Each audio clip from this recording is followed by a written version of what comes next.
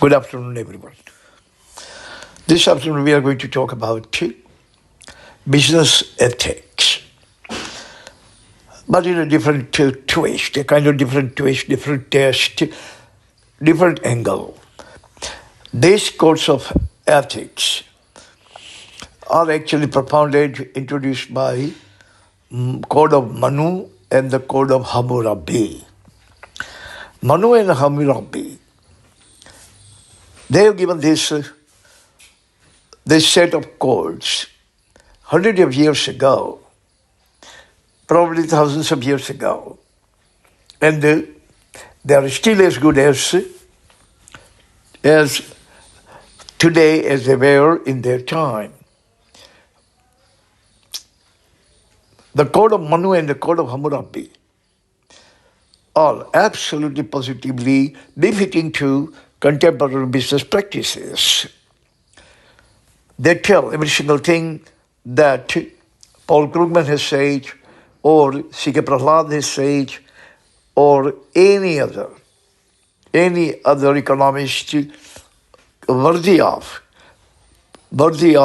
composing this kind of codes has said, even better. I have actually chosen four codes of ethics from Manu and Hammurabi Code.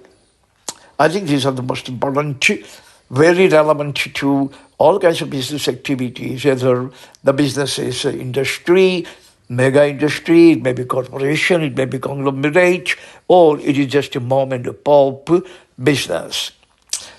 Ethic is not only in business, but ethic actually applies to every single thing in our life, whatever we do all day long, every single thing. Ethic in our linguistic flair, ethic in our day-to-day activities, ethic in teaching, ethic in learning, ethics in eating food or selling food or cooking food. Without that ethics, nothing actually has any kind of substance. Nothing matters. Every single thing is useless. Every single thing is redundant without ethics. But nowadays, when you talk about ethics, only one thing comes to mind. That is business. We think only business should have ethics. Our personal life, social life, national life, our vocation, our profession, we think that they don't need ethics. But no, that is not right. That's absolutely positively wrong. Ethics means way of life, way of moral life, credible life, incredible life.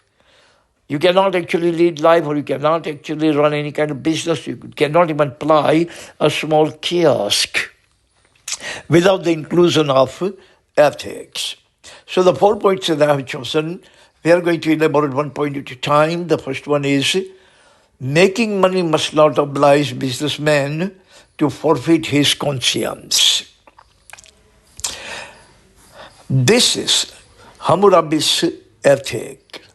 Hammurabi says that making money means, if you are a businessman, that doesn't necessitate you, that doesn't compel you, that doesn't force you to forfeit every single thing, to do wrong thing, to compromise with your ethics in order to make money. You don't have to forfeit your conscience.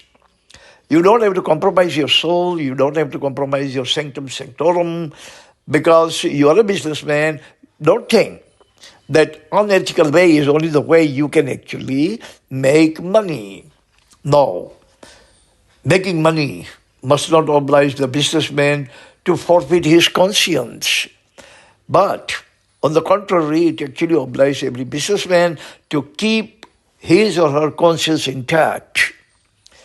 If you want to make money, that doesn't mean that you should let your principles go, you should let your conscience go, you should let your morality go, you should let your ethic go. Then and then you will be able to make money. No, that is absolutely far from the truth.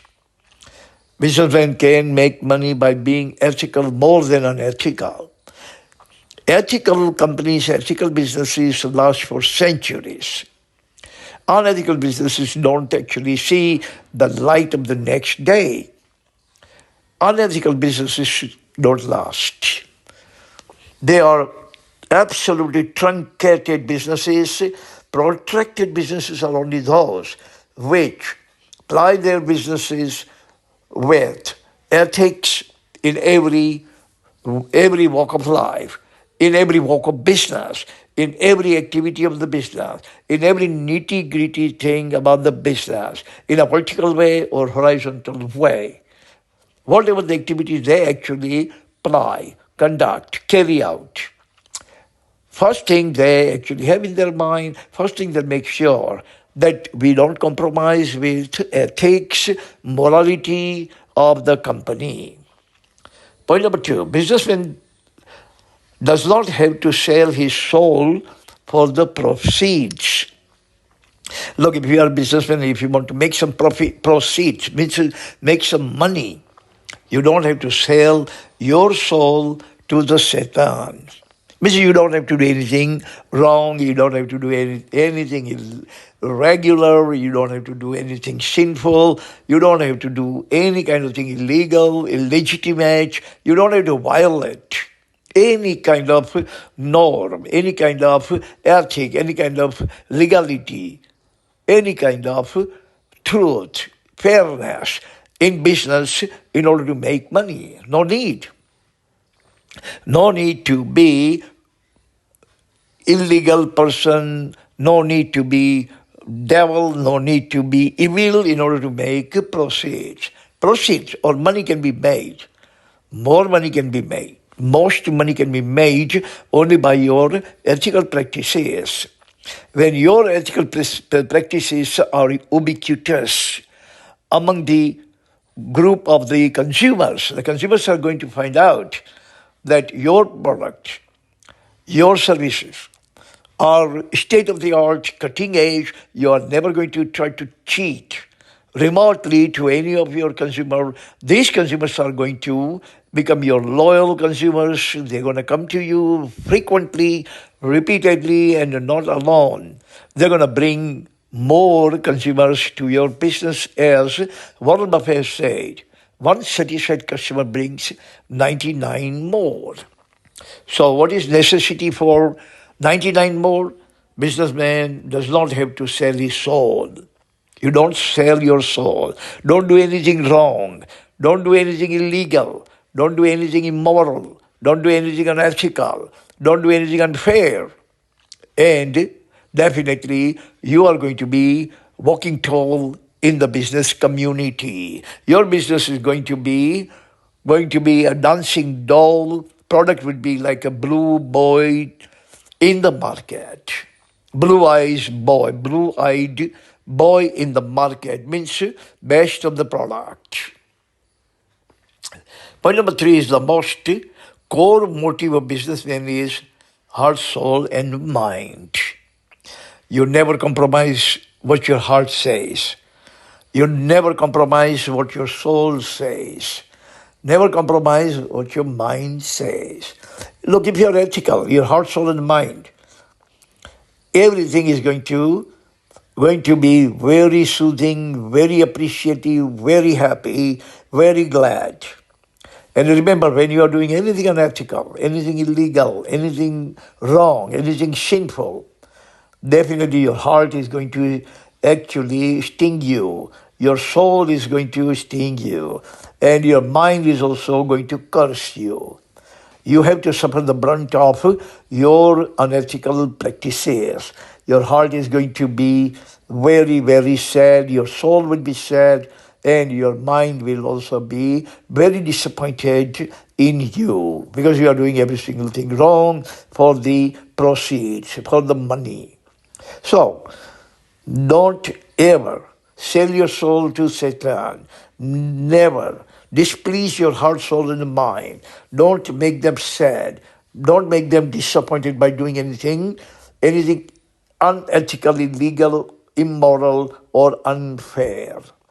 So, the most core motive of business is heart, soul, and mind. Don't take any kind of decision influenced by anything else, but all the decisions that you are going to promulgate. Make sure that your heart, soul, and mind agree with your decisions that you have been promulgating. Then and then you should rest assured that you are ethical person on this planet. Point number 4 is unethical practices always boomerang at the end of the day. At the end of the day, at the end of the month, at the end of the week, at the end of the business, you are definitely going to find out that your unethical practices have actually boomeranged. Meaning they were advantageous for you, but only for a truncated time, for a short time, but not protracted time. In the end, ethical businesses are going to survive. Ethical businesses are going to be persistent. Ethical businesses will have sustainability. They're going to survive like Ford or General Motors or Tata. They're going to survive for centuries. But if you have an unethical business, like look at that Mukesh Ambani, ethical. His business is still growing and growing and growing day in and day out. But Anil Ambani started, gimmicks and the blunders and the bungles. His business never actually grew to the level of his own brother. Unethical businesses don't last. They are not persistent. They are not sustainable. They are not going to be protracted. They are going to be boomeranged within a very truncated time. So if you want protracted, long-term business, then you must be ethical. You compromise with your profit a little, but never compromise with your principles. Never compromise with your consumers. Never compromise with your ethics. Never compromise with your morality. Never compromise with heart, soul, and mind. Never compromise with your products. Never compromise with your brand. Never compromise with your brand positioning or product positioning. Never compromise with your reputation. Never compromise with your prestige.